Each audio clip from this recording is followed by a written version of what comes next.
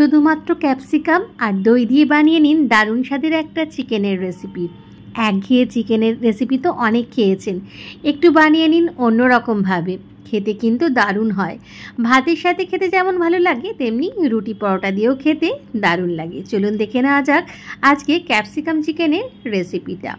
এর জন্য প্রথমে চিকেনের টুকরোগুলোতে আমি একটুখানি নুন আর 4 টেবিল চামচ ভর্তি টক দই, সামান্য হলুদ গুঁড়ো, একটু বেশি করে জিরে গুঁড়ো, অল্প একটু ধনে গুঁড়ো আর একটু কাঁচা সর্ষের তেল ভালো করে মাখিয়ে ম্যারিনেট করে আমি রেখে দেব আধ ঘন্টার জন্য।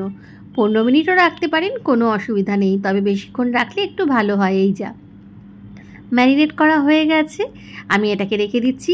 এই সময় আমি বানিয়ে নিচ্ছি মশলাগুলো। আমি প্রথমে ফ্রাইং প্যানে কিছুটা জল দিয়ে নিয়েছি। জলটা ফুটে উঠলে এর মধ্যে আমি দিয়ে দিচ্ছি একটা বড় ক্যাপসিকাম। বড় ক্যাপসিকামের মাঝখান থেকে আমি অর্ধেক করে মাঝখানের বিচির অংশটুকু ফেলে দিয়েছি। আর দিয়ে দিয়েছি বেশ কতগুলো কাঁচা লঙ্কা, প্রায় 7-8টা কাঁচা লঙ্কা দিয়েছি। আর দিয়েছি 10-12টা কাজু বাদাম। ভালো করে সবটা আমি ফুটিয়ে নেব, যতক্ষণ না পর্যন্ত এই জলটা একেবারে মরে যায় ততক্ষণ পর্যন্ত আমি ফুটিয়ে নেব। অপরদিকে মিক্সিং জারে আমি আরও একটা মশলা বানিয়ে নিচ্ছি। এর জন্য আমি একটা বড় সাইজের পেঁয়াজ, কিছুটা আদার টুকরো আর বেশ কতগুলো রসুন আমি একটুখানি মিহি পেস্ট করে নিচ্ছি। এই মশলাটাও কিন্তু আমার মাংসতে লাগবে। এখানে তাহলে পেঁয়াজ আদা রসুনের পেস্ট আমার তৈরি হয়ে গেল। একটা অন্য পাত্রে ঢেলে মিক্সিং জারটা আমি খালি করে নিচ্ছি, কেননা এতে আমি ক্যাপসিকামগুলো আমি পেস্ট করে নেব। ক্যাপসিকামগুলো ভালো করে সিদ্ধ হয়ে গেছে, জলটা একদম শেষ পর্যন্ত ফুটিয়ে নিয়েছি। তারপর ঠান্ডা করে নিয়ে সবটার আমি একটা পেস্ট করে নিয়েছি। এখানে রইল ক্যাপসিকাম, কাজু বাদাম আর কাঁচা লঙ্কার একটা পেস্ট। অপরদিকে কড়াইতে সর্ষের তেল গরম করে গোটা সাদা জিরে আর 2টো দারচিনির টুকরো আর 3টে চেরা কাঁচা লঙ্কা আমি ফোড়নে দিয়ে দিয়েছি। আর দিয়েছি কিছুটা পেঁয়াজ কুচি। এখানে একটা ছোট্ট পেঁয়াজের কুচি আমি করে নিয়েছি। পেঁয়াজটা একটু সোনালি হওয়া পর্যন্ত অপেক্ষা করব। তারপর এর মধ্যে দিয়ে দেব পেস্টগুলো, পেঁয়াজ আদা রসুনের পেস্ট আর ক্যাপসিকাম, কাঁচা লঙ্কা, কাজু বাদামের পেস্ট, সব কিছুই একসাথে দিয়ে দেব। এইবারে কিছু না, মশলাটা ভালো করে কষতে হবে মিডিয়াম টু হাই ফ্লেমে।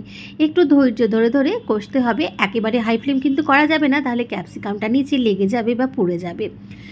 ভালো করে কষতে কষতে যখন ঠিক এই পর্যায়ে আসবে, একটুখানি তেল ছেড়ে ছেড়ে বেরিয়ে আসতে শুরু করেছে, এই সময় আমি দিয়ে দেবো এর মধ্যে ম্যারিনেটেড চিকেনটা আমি এর মধ্যে ঢেলে দিচ্ছি।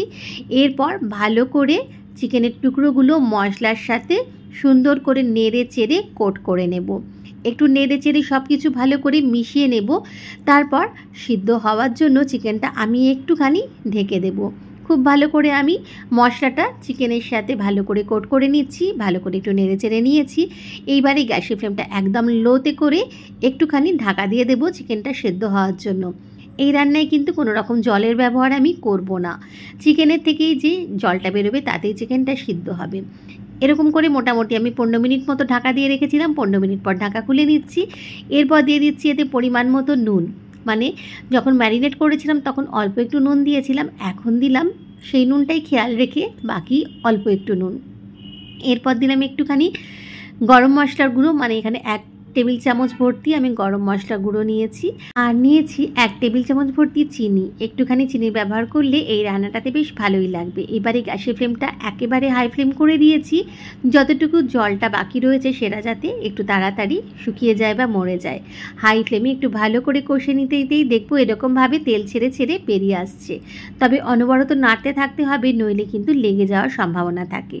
আরও বেশ কতগুলো চেরা কাঁচা লঙ্কা আমি ছড়িয়ে দিলাম। রান্নাটা একেবারে রেডি। গ্যাসের ফ্লেমটা বন্ধ করে একটা ঢাকা দিয়ে স্ট্যান্ডিং টাইমের জন্য একটু রেখে দিলাম 5 মিনিটের জন্য। 5 মিনিট পর ঢাকা খুলে নিয়ে পরিবেশন করুন দারুণ স্বাদের ক্যাপসিকাম চিকেন। খেতে অতুলনীয় হয়। চিকেনের একঘেয়ে রেসিপি তো অনেক খাওয়া হয়, মাঝে মাঝে বানিয়ে নিতে পারেন এই ধরনের ক্যাপসিকাম চিকেন। একটু অন্যরকম হবে আর খেতেও দারুণ লাগবে। রুটি পরোটা দিয়ে কিন্তু খেতে দারুণ লাগে। ভালো লাগলে অবশ্যই বানিয়ে দেখবেন, আর ভালো লাগলে লাইক কমেন্ট করতে ভুলবেন না।